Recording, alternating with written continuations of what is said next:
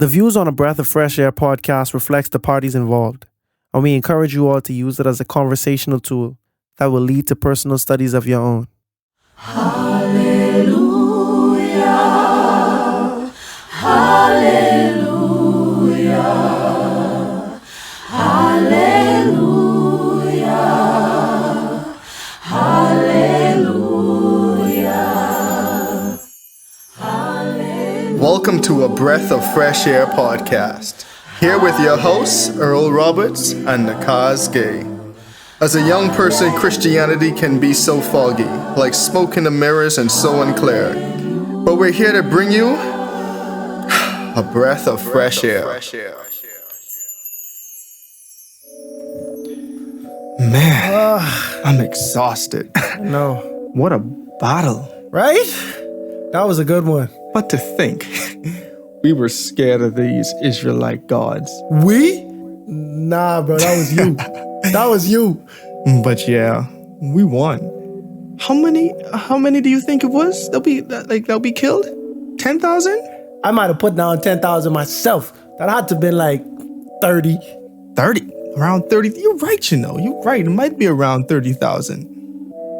I mean, that was a lot of soldiers, but hey, man, we showed that their God's not even that powerful.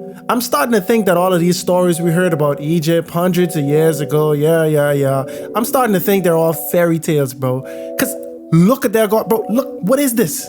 What is this? Yeah, I mean, it's a strange looking idol. I mean, I guess we all have our gods, but dang, it's just this? This is what we're so afraid of? Anyway, what are we going to do with this? Think we should just leave it out here? All right, so my thing is, let's be gentlemen about it. We just completely destroyed them, so we're not going to leave their God outside just to completely ridicule them. Let's have class. What I suggest is, let's put this treasure chest box thing God in our temple so that any traveler, any foreigner, any Philistine, anyone who's coming to worship Dagon, the true God, can see our God in its majesty versus this imposter. You really want to put this thing in Dagon's temple? I mean, you got a point. It is a god. I mean, yeah, why not? I don't see what could hurt about it.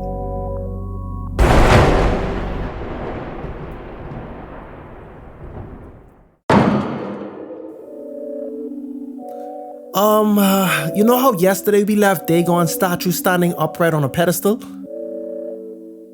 Yeah, I think the Israelite God got upset in the night and kind of pushed him to the ground. Man, you tripping. Dagon probably just fell off his own accord. I'm telling you, it's the Israelite God, bro. There was no earthquake or anything last night. This room has no windows. Explain to me, how else could Dagon have fallen? Man, it is not this Israelite thing. If it had any power, we surely wouldn't have won against them. Let's just be honest. Okay. Let's do this. We're gonna put him back. And let's see what happens tomorrow.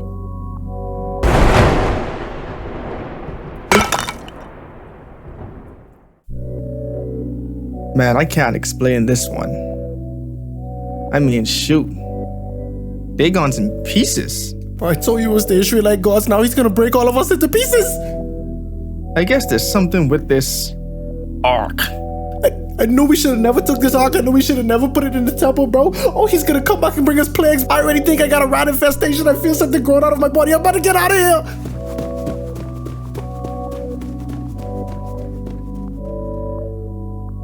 I guess the Israelite God does have some power.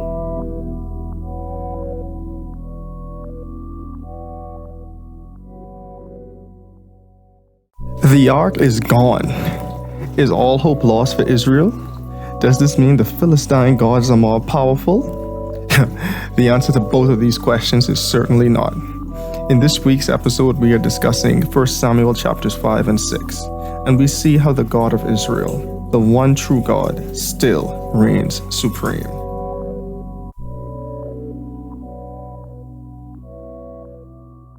All right, welcome back to another episode of a Breath of Fresh Air podcast. We really appreciate you guys tuning in. As always, if you like it, share it with a friend or family member. If everyone shares it with one person this week, we would definitely appreciate that. Just one. I know other podcasts actually share it with 10 people at once. I only actually sharing it with one other person that you haven't shared it with before. So definitely appreciate that. Definitely like and subscribe if you're on YouTube. You're listening on a streaming platform. As your streaming platform allows you, give it the highest rating. Oh, you know what? Don't even give it the highest rating. Give it the rating that you feel we deserve. I may be overzealous in thinking we deserve a 5-star rating when you might think we deserve a 2. But you know what? I appreciate the rating nonetheless. Yep. And a review, if you could leave reviews on whichever platform you're listening on. I'm pretty sure Apple, you can leave reviews. Spotify, probably could answer the question if you was a question on this thing, but you definitely can rate on Spotify. But yeah, hopefully everyone had a blessed week out there. Again, thank you for tuning in. Weekly thought. Oh, there was a thought I had. So this ain't well fleshed out, but here we go. So in the Bible it says, like, the faith the size of a mustard seed can move mountains. And when I was growing up, I was just like, oh yeah, like with faith, you could just accomplish really big things. But like lately I've really been seeing what that's like been meaning for me in my personal life. It's like, to me, when you have faith, it's like things just seem impossible. You have no way in the world understanding how this can be done, when it will be done, the way it will be done, but just have faith that I know it will be done in some way, shape, or form. Like this thing will happen, and know with God, and when you line with God's will, because and to me that's the mountain. Because if you don't know how you're going to get around this mountain, if you don't know how you're going to get around this mountain is in your path. But faith essentially can remove this mountain out of your path, and you can get to your destination. Like lately in my life, like when this year started, right, I was going through some immigration stuff, right? So I started there. I was like, all right, cool. I need to get back to America. I guess it's testimony time. I actually saved this for the other episode that we planning on doing. But anyway, give it a snapshot. So I didn't know when I was actually going to go back to the States, right? I'm like, I need the embassy to like figure out their stuff, and the U.S. government to figure out their stuff, and I can go back.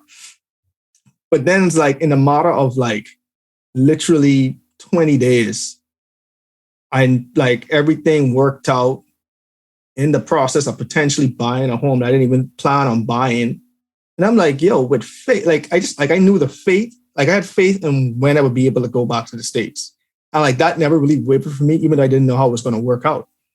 But in the matter of 3 weeks, everything worked out. I don't know how, but I can definitely say it's all God. So definitely how, but it's when you have faith, the seemingly impossible, even at the beginning of your journey, the seemingly impossible becomes possible as you move in faith, as you have faith, as you communicate with God, you spend that time with God and you trust God's guidance. You actually listen to his will. You actually make time to listen to God, but you actually see things moving that you couldn't script it any better. And sometimes everything don't go the way you want it to go now. Don't get me wrong. Ain't like this a perfect journey to you, but to God, it's the perfect path that you needed to be on to grow. And it's the perfect way you needed to go to get around this mountain, to help your growth, to help your connection to God grow. And so to me, that's what faith is all about. People, it's a cliche, it's the evidence in the unseen and the belief in the unseen. But to me, this is what it's really about in a practical method, just trusting God to work things out for you, even though you can't see the finish line. Because to me, that's when you really need God the most. We've been seeing stories in the Bible with the Israelites. We've been seeing how Israelites, when they trust God, everything goes well. But lately, we've been seeing the Israelites do things like, oh, we're just going to go run up into battle. And we don't really trust God. Well, I don't say we don't trust. We don't have that connection to God to know how we're going to win this battle. But you want to win, but you have no faith in your own God. And then things don't go the way it's planned. But we see Israel when they say, you know what? We need to cross this river, but we don't know how we're going to get across this river. And God just say, yo, tell the people with the ark, just start walking. They walk in, the water ain't receding. Just keep on walking. The water ain't receding. They get about knee deep or waist deep, and then suddenly the whole water's split. That's faith. Oh, we need to conquer Jericho, this very fortified city. Yeah, I don't need y'all to take up your arms or nothing. Just walk around the city. But Lord, it's just a city. It's a city that we have to walk around. This a fortified city. How are these walls going to fall? Don't worry about that. Have faith. Listen to me. Walk around the city. Even though you don't know how you're going to get to your end goal, just have faith and trust in me, and the walls will come down. And to me, that's again, the faith the size of a mustard seed can move mountains, because the mountain is the obstacle in your path. And with God, all things are possible. And even though you can't see your finish line, God knows the path you need to take to walk around your city, to walk around your mountain, to get to your finish line. So just encouraging everybody out there, no matter what you're going through, even though you can't see the finish line, just to have that faith. So yeah, that was my thought. I was like, yo, definitely have that faith. Amen, bro. I can't add to that, bro, because I agree to that 100. I agree with that 100%. You know, it's about submitting to God and just trusting him. You know what I'm saying? Just trusting him to be your guide. You know, he is faithful and just to do just that. Yeah, man. The funny thing about it, I was going to say it's hard to do, but it really ain't that hard. I just think we as humans overcomplicate the process, if I'm being honest. Because submitting to God seems hard. But really and truly, what's hard is us letting go of our pride and ego. And you could call me out if I'm wrong. I know for me, it's like me letting go of my pride and ego is the hard part. Submitting ain't really that hard, but it's like, bro, I want to take full control of the situation. So I guess it could be hard, but you see what I'm trying to say? No, but I feel like it's more than even pride and ego, bro. I mean, I guess you could put it to pride and ego, but it's something like it's just flesh. Like I'll just call it flesh. You understand? Whatever that reason is why we don't want God to take control. Sometimes in our situation, we may struggle with anger, might struggle with lust, all of these things. God can take these things away, but it requires us to submit to him. But there's certain things that we have a connection to that we actually don't want to lose, you know? And that might be the power of control. We don't want to lose control. So your pride and ego situation there, I could fully just rely on God, but it'll kill me to not be so hands-on, right? To not be so detailed and to not control things. And then at the same time, it'll actually take away from some of the glory or the satisfaction that I would get knowing that I completed this thing.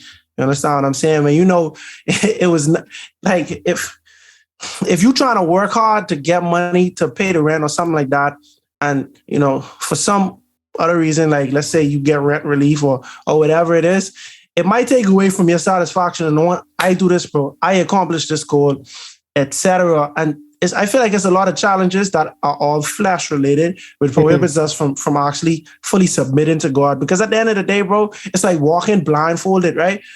Like my eyes work fine, bro. I can do this all by myself, right? But if someone say, but if I blindfold you and walk you through here, bro, you will have a better experience or you would have a better journey. It's like, who want to do that, bro? I rather not. You understand what I'm saying? I rather do it by myself. I rather look, etc. But I feel like a deeper point in knowing is that even the things that we do are all by the grace of God that we do these things. Because if God wanted to be an obstacle to us, he could be an obstacle to us. You know what I'm saying? And so at the end of the day, it's still all God, you know, but do you want to submit to God to be going his path? Or do you want to put things in your own hand and kind of risk things not going as beautifully as they could be, you know? Yeah, I mean, the funny thing about it, I feel like in the last year and a half, God's put me in positions where I literally couldn't do anything but trust and have faith in him. And to me, I think it was a powerful lesson for me personally, because it's like, yeah, I've been through college, had some little hiccups, but at the same time, I still made it through. So it's still like, you know, that's still personal gratification. But certain things when God placed you in a position where you only could trust him because you literally can't do anything else, I think it's powerful. Because I think like, honestly, everyone needs to go through that type of experience. But I feel like sometimes God places us in positions to know, or just to remind us that we need him. I don't want to come across where like God costing us some misfortune. No, bro, truth, bro. My thing is, bro, you gotta look at like in the world of sports or like just in the world of life. Like some people get philosophical and say, "Hey, I never lose. Either I win or I gain a lesson from this." Which would have literally, in the literal sense, it would have been a loss, but we learned a lesson from it. So to me, that's still a win, right? If God is taking something away from you, or he is putting you in a predicament to build your faith, You understand what I'm saying? That's still not a loss at the end of the day, because I trust that God is righteous. I trust that God is good, and his wisdom is far surpassing to mine. Like, it's not even close. So if I walk into the valley of the shadow of death and I could see constructively how this is helping my spiritual journey, I have to submit and say, God, I thank you for this. Like, I feel like that's the kind of mindset we should have. You know, I tell the story many times. I ain't tell it in a while, but I talk about when I was just going through it. This was taken away. Everything was just going bad, and I was complaining straight through. But if it's worse things that's happened to me in life, bro. You understand what I'm saying? And it was like, because I went through this little petty stuff when I was whining, and I realized that I was whining, it helped me to have a more thankful mindset to prepare me for even more stuff to go through. And I heard somebody say, bro, like, it's like, if God want to give you great things, right? Mm-hmm. But you struggling and whining when the little inconveniences come. How could God trust you, you know, to be a leader like Moses and everything going? You got to deal with millions of people, and like the type of even some of the things that we ask God for, to be the CEO, to be all of this and that and the third. But you can't handle all of the downside that come with this, bro. When they put this little inconvenience, and you feel like, oh man, it's so crazy, God, why you got to put me through this to teach me, bro? It's like certain things that is mold you, bro. Like certain things that is beat you and mold you into the right mindset and into the faithful mindset, you know, to fully trust in God. So I wouldn't say that's a bad thing. I just feel like it's just how you look at it. A bad thing could happen. Yes, we look at Job, we look at Joseph, but bad things literally happen to these people, bro. You understand what I'm saying? But what was the purpose?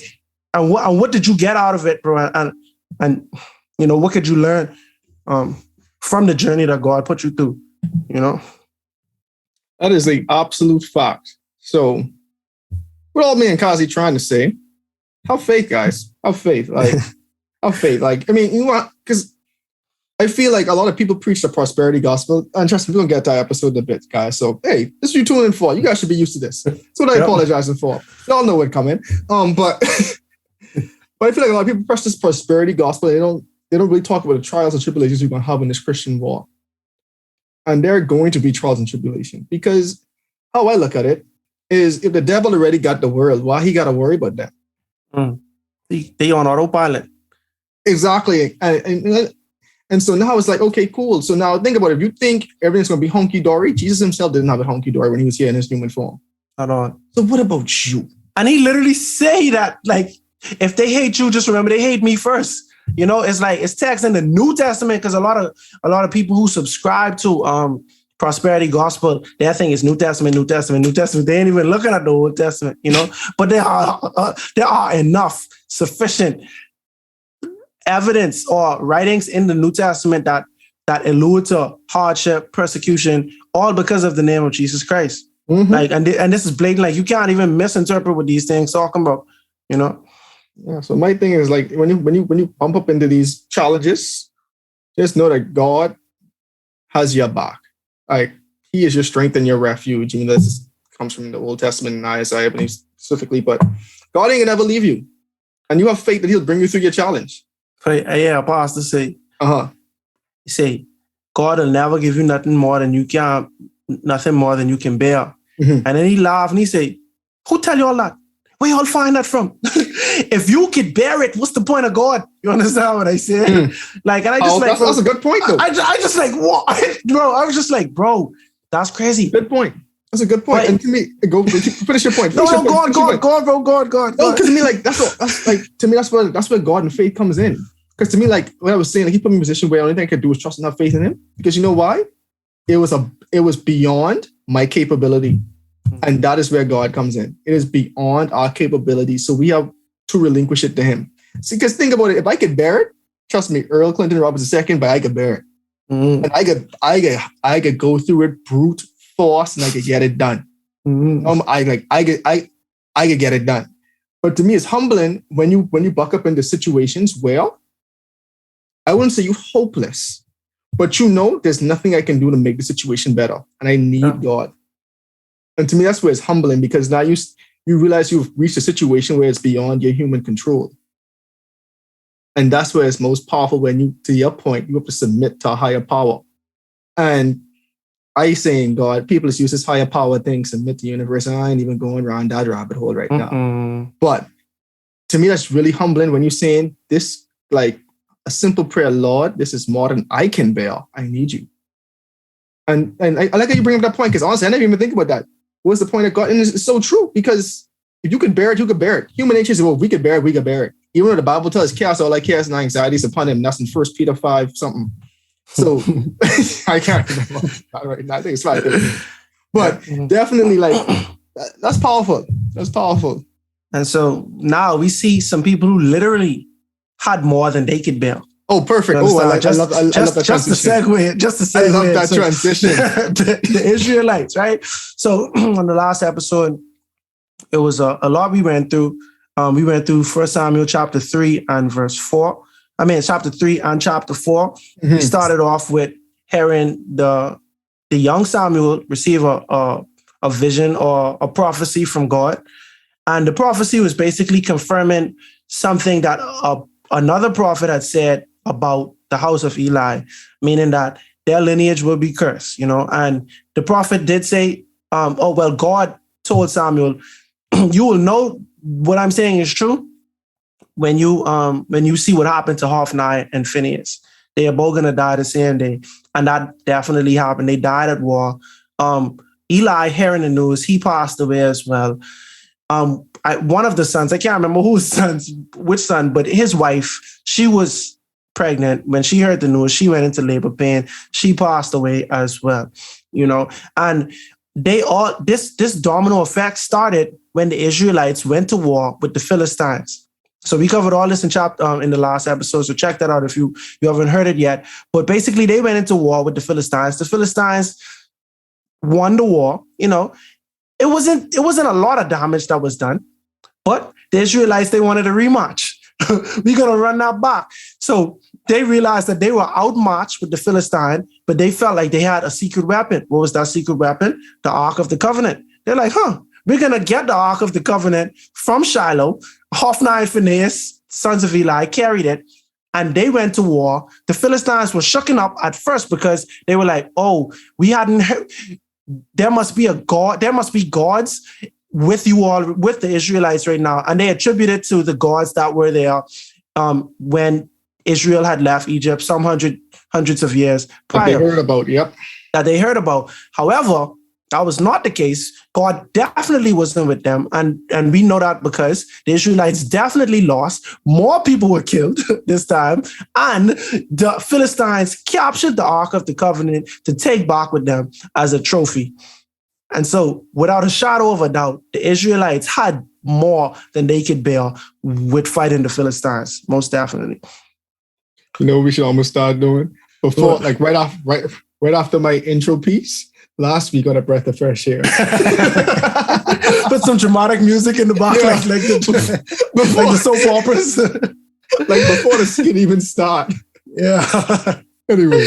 Yeah, that'd be cool. So we start with 1 Samuel 5, chapter 1. Mm-hmm. After the Philistines had captured the Ark of God, they took it from Ebenezer to Ashdod. Then they carried the Ark into Dagon's temple and set it beside Dagon. So you can see they respect this thing, so they put it in the temple of their sacred God, because the Philistines, they worship the half human, half fish Dagon. Exactly. And then to me, we're so, I wouldn't say disrespectful, but this is how the Israelites have really mischaracterized God. They treated the Ark of the Covenant like another idol, and thus they made it their God. Not the God who was came down and dwelled in the holies of holies. They made the actual Ark of the Covenant their God. And so now we see they treat like an ex-idol. So what did the Philistines do?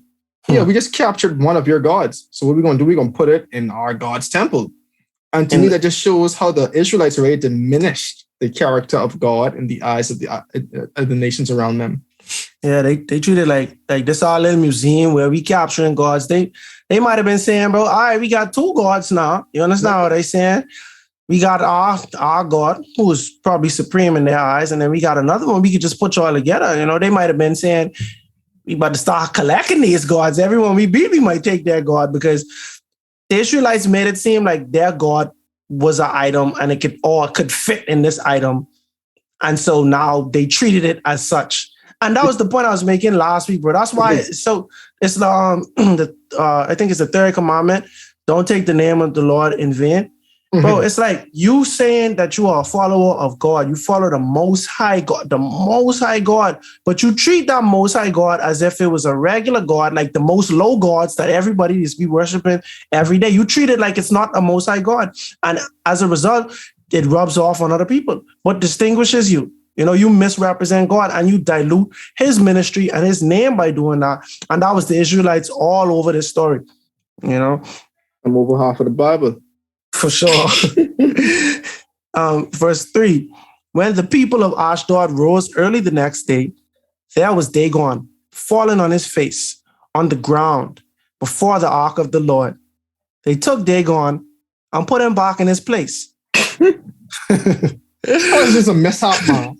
Yeah, no, it just happened. It was a little windy last night. Yeah. You know what I mean? Window was in here, but it was still a little windy. Maybe an earthquake or something. Who knows? Exactly.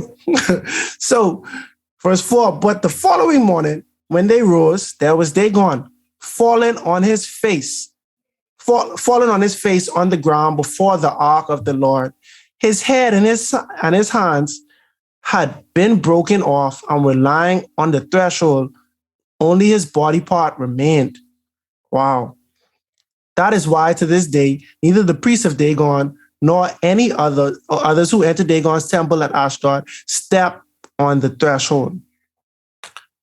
So, Earl, the first time we could have said this and that happened, right? Just a little mishap, man. But explain to me how you could put a statue somewhere, right?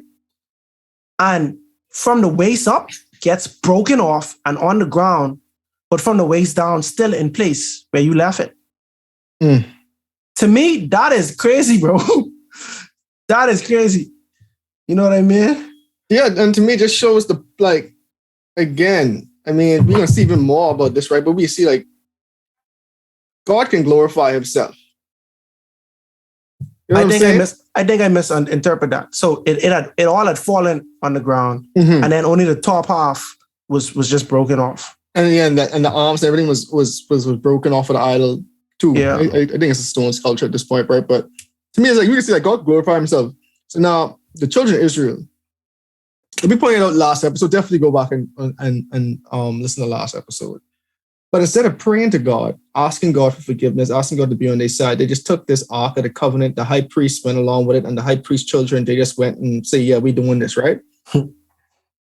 But they brought shame. They brought shame and dishonor to God. So God's own holy children, his chosen people, didn't glorify him. So God's like, well, can't use y'all. Nope. So guess what? I don't need y'all at the end of the day. Because guess what? My wrath's still against these Philistines. All right, y'all have the sheer gall to put the Ark of the Covenant in the temple of y'all God. Yeah, okay. That's crazy. Statue fall down at night. Oh, y'all put it back up. Oh, y'all think everything cool? All right, let's break this bad boy. And now we can see what else started happening to them. Because this only the tip of the iceberg. But to me, it's just showing that God could still glorify himself and bring honor and glory to himself and defend his own holy name. But you see how God don't play around with these false gods when you literally put him versus the false god, and he just is make it very clear, bro. Easy, like even in Egypt with the staff, you understand what I'm saying? The withered on, like all of the plagues, when the wise men of Egypt tried to replicate it, it was a clear distinction between the two. This right now in Philistine, and it's just so funny because it's a direct Egypt to Philistine comparison right now. You understand? But and as we get through further, you will see the direct correlation. But this is another time in Israelites history where the rulers of the Israelites, or I don't know if they was essentially rulers, but they had just defeated them in war. I would assume they have some dominion over Israel right now. They put their gods, the rulers of Israel, quote unquote, put their gods to test against the Most High God, and it is clear to defeat. Right now, y'all, it's to the point where they saying, bro, we don't even step on this threshold no more because our God was broken there. You understand what I said? We reverencing the threshold.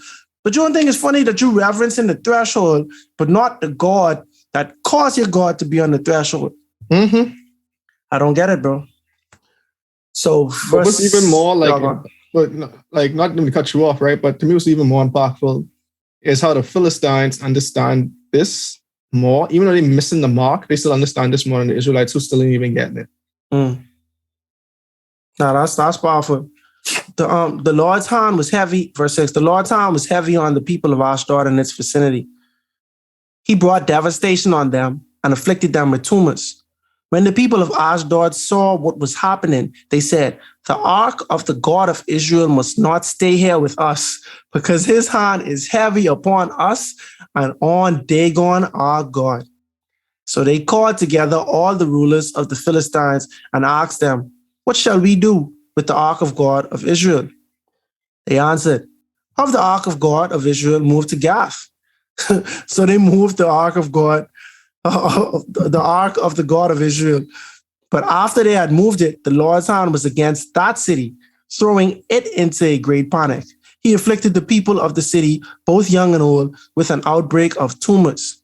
So they sent the ark of God to Ekron. So they just playing hot potato with the ark of God right now. You understand what I said? So with the first one,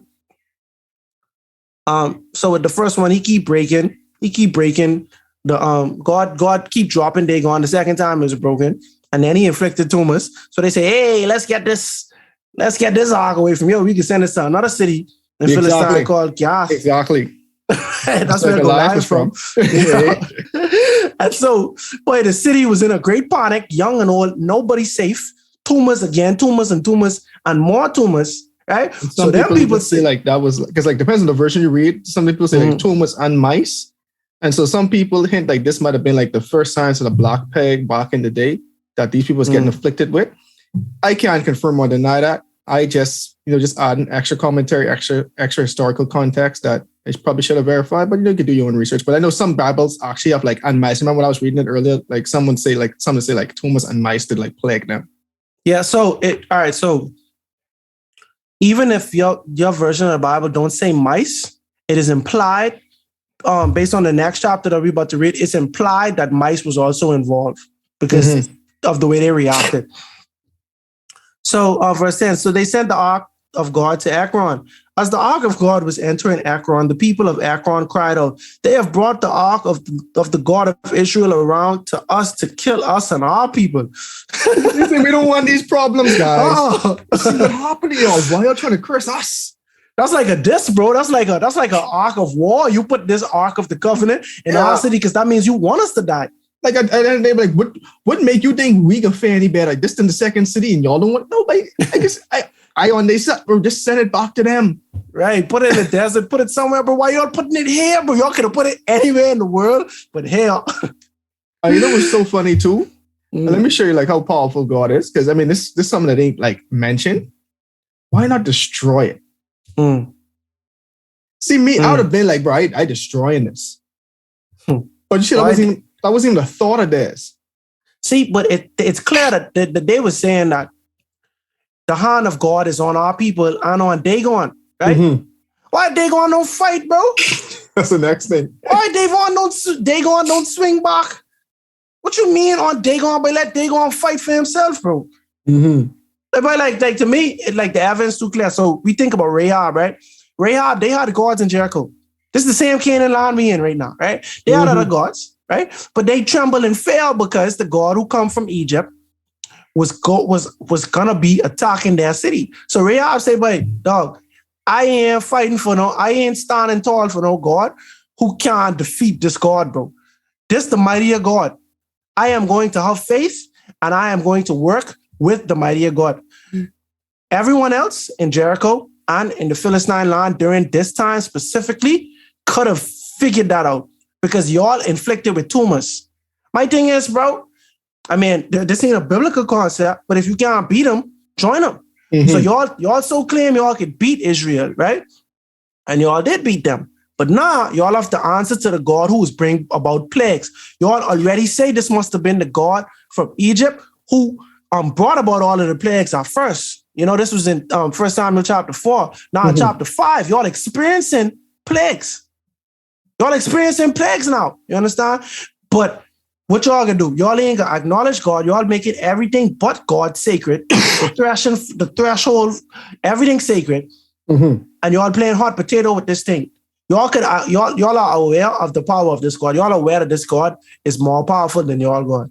You know, and the point I pointing this out is because, again, people might read the Old Testament and say, "Oh, God just was killing people and da da da da da da." But you got to understand, these are people who century after century after century was hardening their heart. Bro, if you read Genesis chapter 15, God was talking about giving the Israelites the land of Canaan, delivering away the Hittites, the Amorites, all of these. He was talking about that from Abraham time. He was talking about that, but he was saying the sins of the Amorites has not reached its completion. God gave them 400 years to get it together. Plus. But God 400 plus years to get it together. But the problem is they're never going to get it together. There are some people who just not going to get it together. Some people who are going to continue to have iniquity, continue to blaspheme against God. And their fate is seen in the Old Testament. And so like even God in his righteousness, bro, he don't allow people to continue to compound iniquity just to be snares to the Israelites. The problem was the Israelites wanted them as snares. The Israelites is the ones who keep them around. You understand? And so now, hundreds of years later, we see what it come to the point where these same people who y'all wasn't trying to run away, they killing y'all, right? And they capturing y'all Ark of the Covenant. But God cannot be mocked. And so therefore, God bring about affliction to all of y'all people. But it's simple, bro. If everybody, my bad, I ain't trying to trivialize this, but if everybody in this story would just acknowledge God, acknowledge God as being a sovereign God that is not limited to inanimate objects, this whole thing could have been avoided, So the reverence everybody gave to the Ark of the Covenant. Exactly. If they had given this to God, we could have been in a whole different scenario. I ain't saying God would have been not upset with the Israelites because the Israelites were sinning greatly during this time, as you can see, but this whole situation, especially with the plagues, the Philistines could have avoided that. This is the first time I hear about Philistines even getting plagues, but this is the first time Philistines defeat the Israelites. Mm-hmm. You understand what I say? Like, so yeah, if y'all would just treat God with reverence, y'all would have avoided this completely, especially the Philistines. Yeah, I mean, just like you say, if the Philistines had just reverenced the Ark and reverenced the Lord of Israel, think about it, the Ark would have benefited them, bro. Like, it would have been great. Yeah. Like how almost like Egypt was getting blessed when Joseph was there. It almost could have been like where the Philistines might have been getting blessed from the Ark, but instead, start cursing them. Yeah, and man, but at the end of the day, bro, like you say, God can defend himself. Mm-hmm. God can defend himself. All right. So I think we were in verse 11. Yeah. So they called together all the rulers of the Philistines and said, "Send the Ark of the God of Israel away. Let it go back to its own place, or it will kill us and our people." For death had filled the city with panic. God's hand was very heavy on it. Those who did not die were afflicted with tumors, and the outcry of the city went up to heaven. All right, so now chapter 6. When the Ark of the Lord had been in Philistine territory 7 months, the Philistines called for the priests and diviners and said, "What shall we do with the Ark of the Lord? Tell us how we should send it back to its place." They kept it there longer than I anticipated they was going to keep it there. That's wild. That is wild. They keep it there longer because I ain't gonna lie. After the first month, that'd have been like, okay, guys, this ain't making no sense, guys. Let's figure out a strategy to get rid of this Ark. For real, bro. Like, especially after the first city threw it on the other city, it should have been like, yeah, no, we ain't doing that. We ain't doing that. You know what tumors is, bro? Come on, dog. Exactly. Tell us how we should send it back to its place. And so now one thing I pondered while reading this, I was like, they talking to priests and they say diviners. We know diviners or diviners. We know they wasn't Israelites, or they should not be Israelites, because in Deuteronomy, God speak against that, right? But priests, I was wondering, I was like, did they reach out to Israelite priests, or like was this their priest? And so the Bible don't say who priest it is, but we know that it's Philistine priests just based on the way they did an offering. You know, in Leviticus, Deuteronomy, and in the Torah, they speak about the types of offerings that we do. You know, grain offerings, we have first fruits, you know, we have sacrifices, the whole nine. But the way they react to it is completely different. And we had not seen anything like this in any type of, we had not seen an offering like this before, you know. So that leads me to affirm that they definitely were Philistine priests. Just wanted to point that out. So verse 3, they answered, if you return the ark of the God of Israel, do not send it back to him without a gift. By all means, send a guilt offering to him. Then you will be healed, and you will know why his hand has not been lifted. And you will know why his hand had not been lifted from you. The Philistines asked, what guilt offering should be sent to him? They replied, 5 gold tumors and 5 gold rats, according to the number of the Philistine rulers, because the same plague has struck both you and your rulers. And so that goes to your point earlier when you were saying that some translations say tumors and rats. So they got tumors, you know, like the neurological disease, the tumor, right? I think it's a neuro disease. I don't know. Anyway. Tumor is just like a mass that grows. Like when people say they have a mass, it's just like a tumor. Like tumors could be benign or cancerous, but we ain't here for medical science. Right, because I'm not medical by any means. You understand what I'm saying? But that disease, the tumors. So now what they're saying is, we had tumors, so we're going to give an offering of gold tumors to God. Kind of odd, but yeah. Kind of odd. And so by that practice, we could assume that regardless of what translation we read in, the fact that they had gold rats as well. And these rats was a problem. Yes, because these rats was also a problem. And going back to your priest point too, just to point out, like there were priests with these other nations, because remember they also were doing their own child sacrifices. They had their own temples, so they had their own religious sacrifices and stuff. So it's like some of these concepts ain't like unique, because like so like they know, okay, we offended the God, we have to appease our God somehow. So now we offended the Israelite God, we need to appease. Again, they treat the Israelite God, they treating the Most High God like their regular gods. We need to appease this God somehow. So they kind of knew the framework of appeasing a God, but they just do it their way. Exactly. This wasn't just any old God they appeasing. This was like the one true Most High God. So, verse 5, make models of the tumors and of the rats that are destroying the country. So that's confirmation right there. And give glory to Israel's God. And give glory to Israel's God. Crazy. Perhaps he will lift his hand from you and your gods and your land. So his hand was on the people and their gods, not to be mistaken. And that's something that we saw in Egypt. Yeah, bang.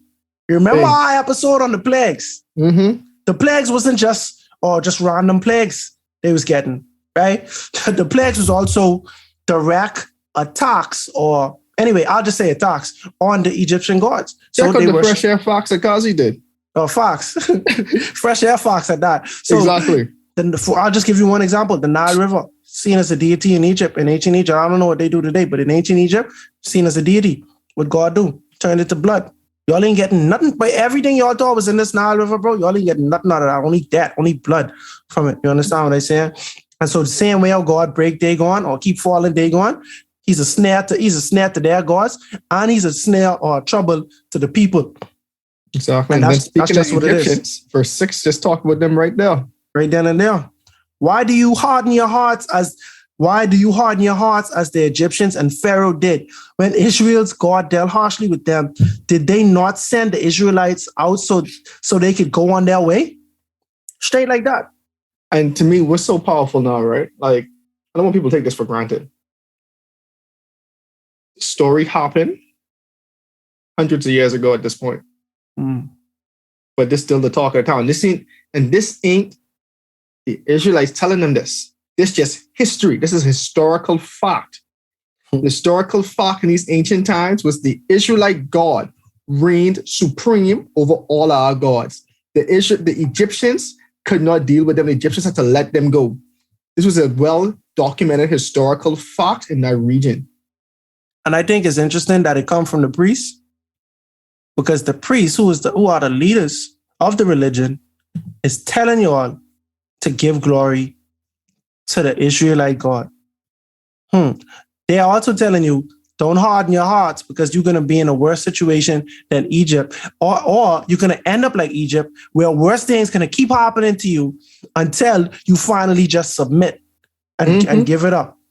This the priest talking to you all.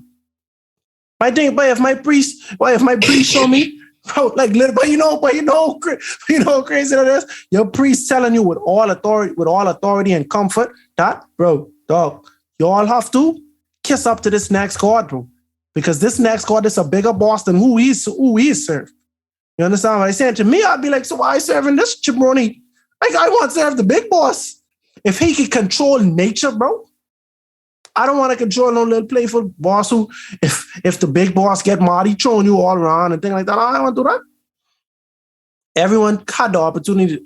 I can say everyone, but people who have the opportunity to put one and one together and equal two. The priests are doing it. The leaders have to do it. The people also should have to do it. And the example I use again is Rahab. Rahab was Rahab by profession was a lady of the night. She wasn't no political figure. She wasn't no soldier, no nothing. This just a common person who understand the history of the Most High God. And she also attested that the whole city was trembling in fear. So, bro, like this ain't a secret. Everybody knows what's going on, bro. But right now, their main objective is, let's get rid of these plagues. You feel me? Their main objective ain't really soul salvation or being on the quote unquote winning side or worshiping a God who controls everything.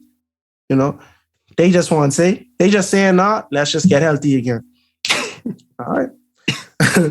So verse 7, now then, get a new cart ready with 2 cows that have been calved and have never been yoked. Hitch the cows to the cart, but take their calves away and pen them down. Take the ark of the Lord and put it on the cart, and in the chest beside it, put the gold objects you are sending back to him as a guilt offering. Send it on its way, but keep watching it. If it goes up to its own territory toward Beth Shemesh, then the Lord has brought this great disaster on us. But if it does not, then we will know that it was not his hand that struck us, but that it happened to us by chance. So they did this. They took 2 such cows and hitched them to the cart and penned up their calves. They placed the ark of the Lord on the cart, and along with it, the chest containing the gold rats and the models of the tumors. Then the cows went straight up toward Beth Shemesh, keeping on the road and lowing all the way. They did not turn to the right or to the left. The rulers of the Philistines followed them as far as the borders of Beth Shemesh. Now that's powerful. I just was wondering how the priests know what to do. But there's so much things in there that a lot of people would miss if you just don't know, like if you forget some stuff in the Bible. Sorry, I won't cut you off. No, go on. So my thing is, so the first thing is like when you see they said, take 2 cows that have never been yoked, two milk cows, and you say take their cows from them. The reason why, first of all, this is already kind of powerful. The mother's maternal instinct would be to go back to their calves. For sure. That's the first thing. And then what else it was? There was never yoke. So these 2 cows ain't even used to walking together in no type of way. Exactly. And so that coordination would have been off, and they ain't used to doing this type of work. And then the next thing too is like the Ark of the Covenant was never, ever, ever intended to be put on a cart. If you go back in Numbers, it was Numbers or Deuteronomy? I forget right now, so forgive me. But anyway, I think it's Numbers. But anyway, but if you remember the design of the Ark of the Covenant, right? It had 2 holes where the pole was supposed to go to. Because remember, each time we have a Ark of the Covenant being moved, the priests and the Levites were supposed to carry it with the poles and they used to walk with it. Yep. It was never, ever intended to be on a cart. So it was like so much things. I wouldn't say like could have gone wrong, but these Philistines was doing. But they were saying, but guess what? The reason why I point all this out, they were saying, if this Ark of the Covenant make it back to Israel, because remember, no one was guiding these carts, no one was guiding these horses either, these cows either. Mm-hmm. If this make it back to Israel, definitely they God send it back to them because there's no way this thing's supposed to make it back to them. If it defy all the odds, we know for sure it was something supernatural. You can't say this is a coincidence. Like if you'd have put two of the best orcs together who just know how to walk together solid, you would say, man, we just put them in that direction and they just keep walking anyway. You understand what I'm saying? But no, these two cows who never even do this type of work or who never did this together, and they have a reason to go back to return back to the city that they were coming from because they are a child. So, bro, it's so funny because there ain't nothing in the Bible is beat like a happenstance, but like you see how they document all of this right now. All of this is essential to the story. You could easily read this and say, all right, they do a lot just to send these cows back. You know what I mean? One more thing I want to point out too is this the fine example. I'm gonna be careful. I said this is a fine example of God winking at their ignorance. Because with them putting the ark on the cart, what they do, touch it. Yep. But if any Israelite to touch that ark, they would have dropped down dead. For sure. Which you can see in future stories. And that's what I was thinking too. That's why I was saying. Go for it. No, that's why I'm saying that's powerful too, because like at the end of the day, they don't know no better, right? But they could have left this thing and put it on a cart. You understand what I'm saying? And I was just like, bro, boy, there's so much things that had to go on right for the ark to come back. And you know, this was God's intended plan to return the Ark of the Covenant back to Israel. Because it's like they literally did not know they were not supposed to touch this thing. So in their ignorance, they were spared because it was a part of God's plan.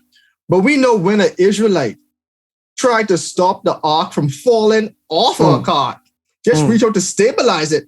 And that was another. He dropped down dead, trying to protect it. That was another time they were trying to transport the ark. Exactly, from doing foolishness. Yeah.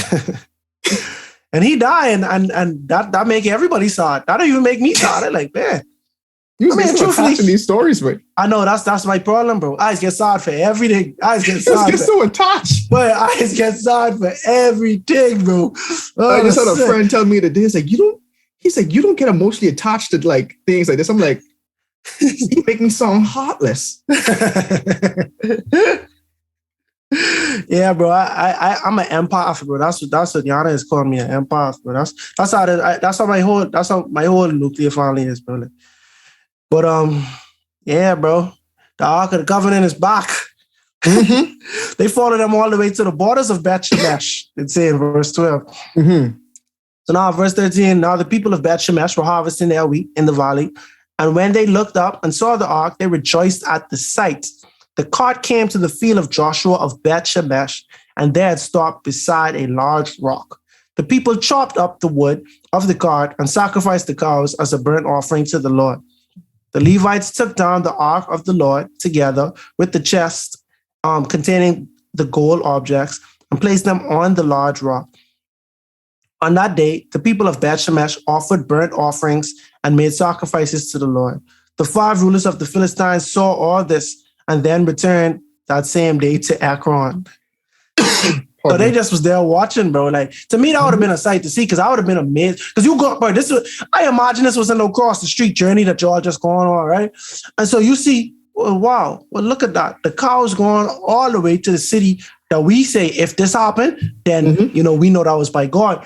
And so we watch how the people react to it. They see it. They call the Levites, as you just mentioned. If any regular person touch it, they would have died, right? They call the Levites to come and remove the ark, and then they sacrifice unto the Lord, because, you know, that's what is instructed. You know, they did multiple offerings, and the Philistines were probably looking at this in awe. They watched the whole thing. To me, this wasn't no couple of minutes. This probably take hours for this to happen. I read it should have been about like 10 to 15 miles. Okay, but that's on foot. That's long, bro. Yeah, I know how long that's take. Like, I know if you could do that in a day.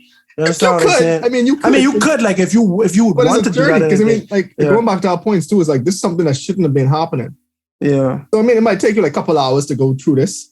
I mean, people just run a mile in like 6 minutes, but that's, you know, today's athletes. Yeah, but and if you're going on a long journey, like, you can run. You see what they say? Like, you can exhaust your whole thing going. Like, yeah. But to me, what's impressive about this, something that shouldn't happen, But these cows stayed on path for 10 miles, knowing where to go. Just being guided by the Spirit, guided by God. And they only stopped when it was in the Israelite territory, and not even and they stopped where they needed to stop. Mm-hmm. That's funny. Verse 17, these are the gold tumors the Philistines sent as a guilt offering to the Lord, one each for Ashdod, Gaza, Ashkelon, Gath, and Ekron. And the number of the gold rods was according to the number of Philistine towns belonging to the 5 rulers, the fortified towns with their country village. The large rock on which the Levites set the ark of the Lord is a witness to this day in the field of Joshua of Beth Shemesh. But God struck down some of the inhabitants of Beth Shemesh, putting 70 of them to death because they looked into the ark of the Lord. The people mourned because of the heavy blow the Lord had dealt them. And the people of Beth Shemesh asked, who can stand in the presence of the Lord, this holy God? To whom will the ark go up from here? Then they sent messengers to the people of Kiriath Jearim, saying, the Philistines have returned the ark of the Lord. Come down and take it up to your town.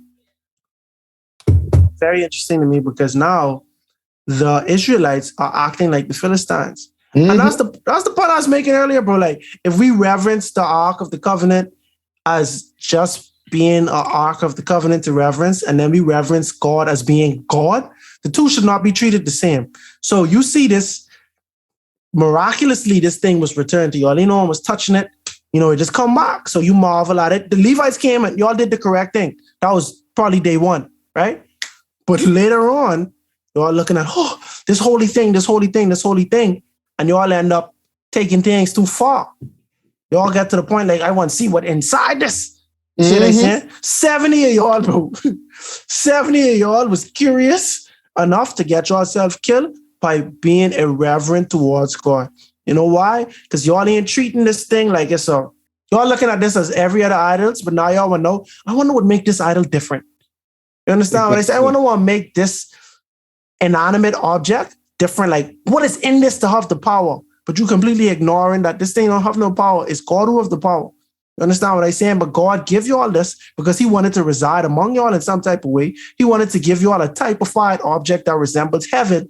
You understand what I'm saying? But like one thing, like just to go to that same point, he wants to give you something that represents heaven. Because to me, like the last sentence of verse 20 just strike me. Who can stand in the presence of this holy God? To whom will the ark go up from here? You don't find it funny how the ark became a burden to them? Like, they was just so happy to see it about like 5 verses ago, but now it's a burden to them. And to me, I'm wondering, like, I'm reflecting on times where being a Christian seems like a burden. And I know that's like a weird way to take it, but I'm like, this God, like the presence of God is back in your presence, but now you almost want to get rid of it now because you're like, my goodness, my life was good a minute ago, but now 7 of my friends just died and I ain't even into this. Like, yo, you need to get this out of my presence when you should be glorifying and happy in the situation now. Like, and to me, it's all about spiritual growth because, like, going back to your point too, they was looking in the ark. If y'all know y'all history, y'all should know already what in there. So why you have to go out your way to treat this like some other God to like desecrate it when this is your holy artifact and you don't even know what in it, but all the historical records already tell you what in it. Like, you shouldn't have to be go searching what in it. You want to see it for yourself. Why? And now come to the point where y'all just get it back, but y'all already want to get rid of it. Like, I just don't understand it. When we just point out that the other Philistine nations hold this thing in such high regard, they send gifts to your God. They trying to appease for their sins to your God, and you don't even realize that. But to me, this is very Israelite-ish. Like, this is all right. So let's think about it, right? Korah and his people, right? Mm-hmm. They rebel.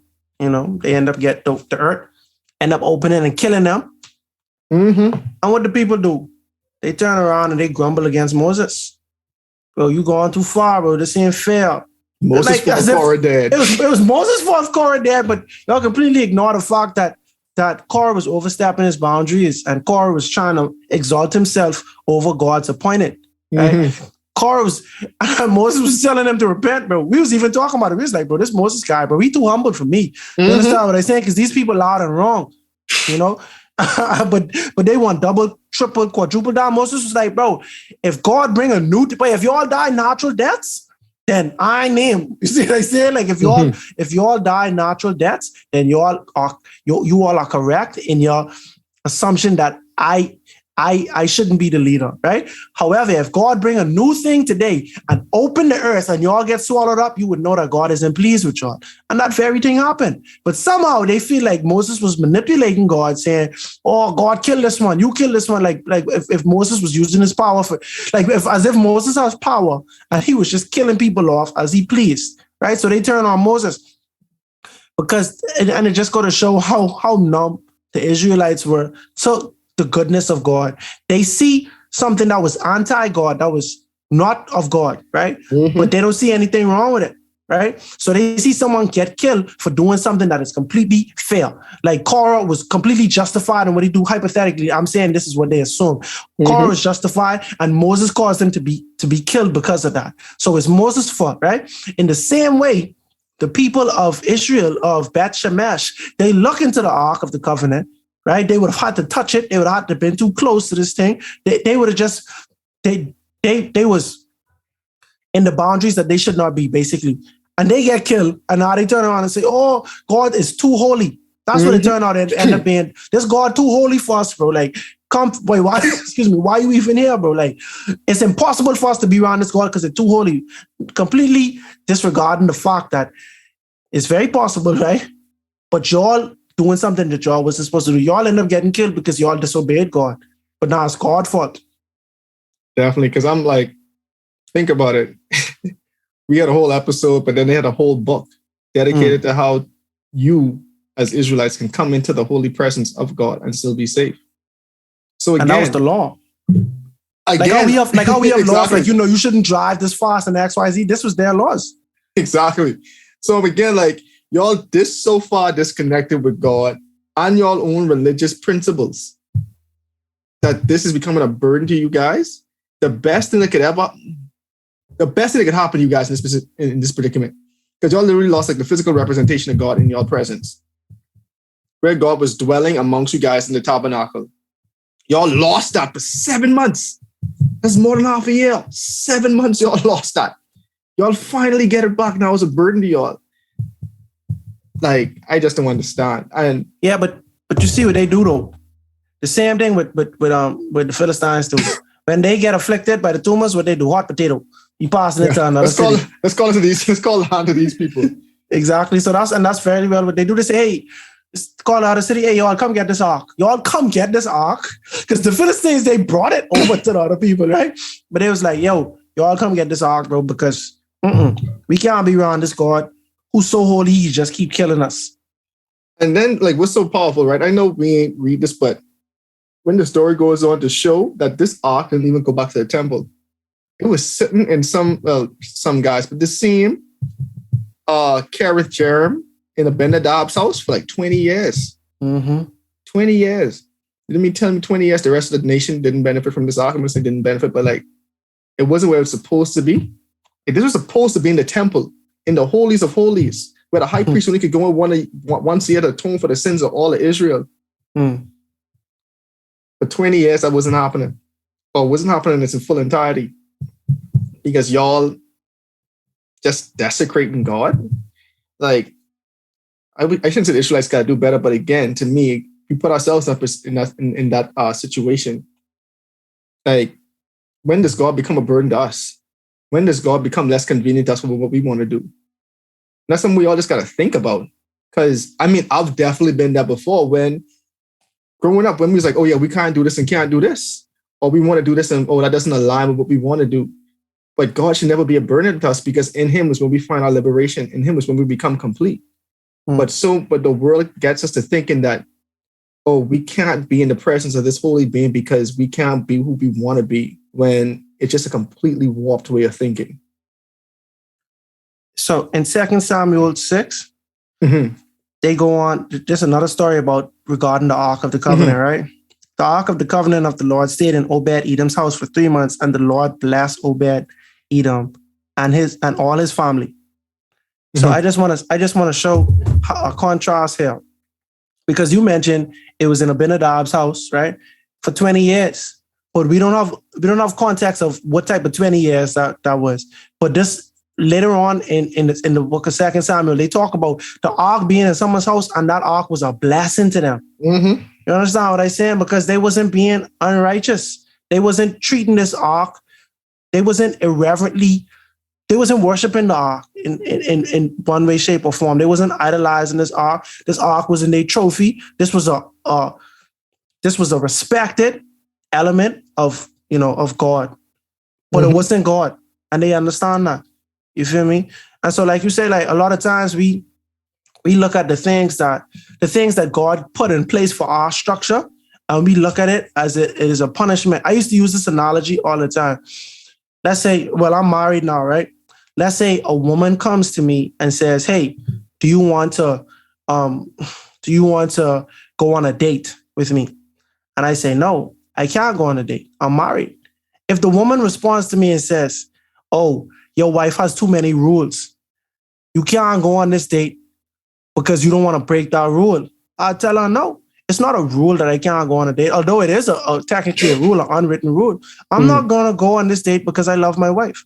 You understand what I'm saying? It ain't even about the rule no more, because my wife never write down, "Hey, thou shalt not go on dates." You understand? Thou shalt not X, Y, Z. But there's certain things that I do because of love. You Mm-hmm. understand? And there's certain things that I don't do because of love. And how do we know when you first meet somebody, right? You don't know what their boundaries are. You understand what I'm saying? It's not until you get to know them that you know, hey, because I love you, I'm not going to overstep these boundaries because I Mm-hmm. know these things. How would you know which boundaries you can and cannot overstep if you don't know God? If you Mm-hmm. don't know what boundaries God clearly outlined as boundaries that are not to be overstepped? You have to understand these things to be able to fully love God. You have to understand what means a lot to God. You know, what things that God deems as good, what things that God deems as sin.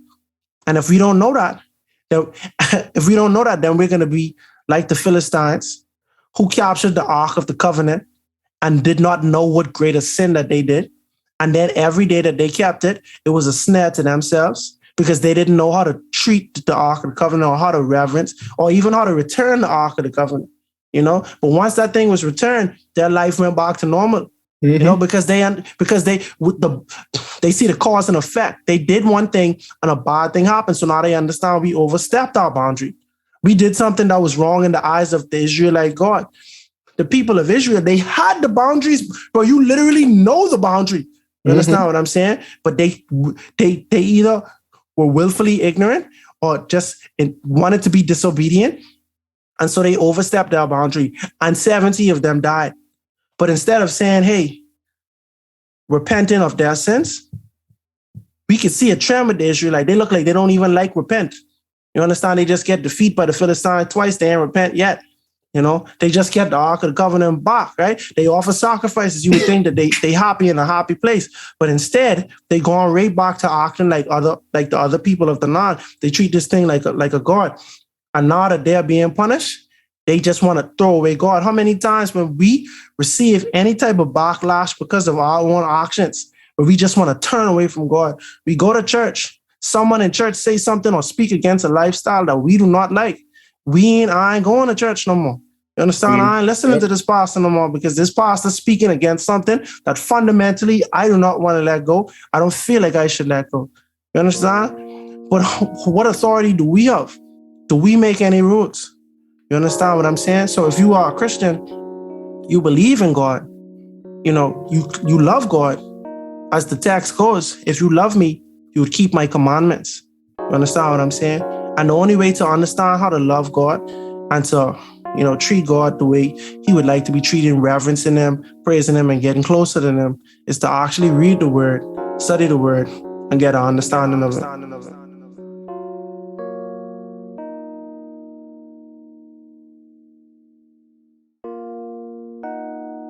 Wow.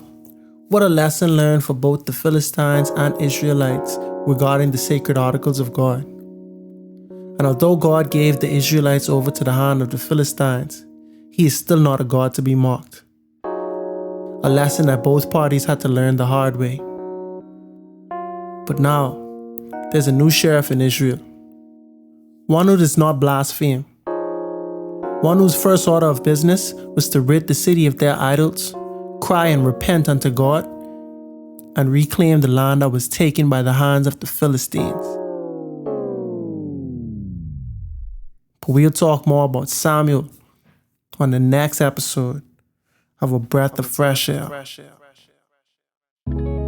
Tonight's episode included voice acting by your hosts, Earl Roberts and Nakhaz. Remember to go ahead and research on your own in order to get a more firm understanding of tonight's episode. And if you enjoyed it, make sure to like, subscribe, and share with your friends. You can follow us on social media at A Breath of Fresh Air Pod on Instagram and BOFAPOD on Twitter. Thanks everyone, and we'll see you next week.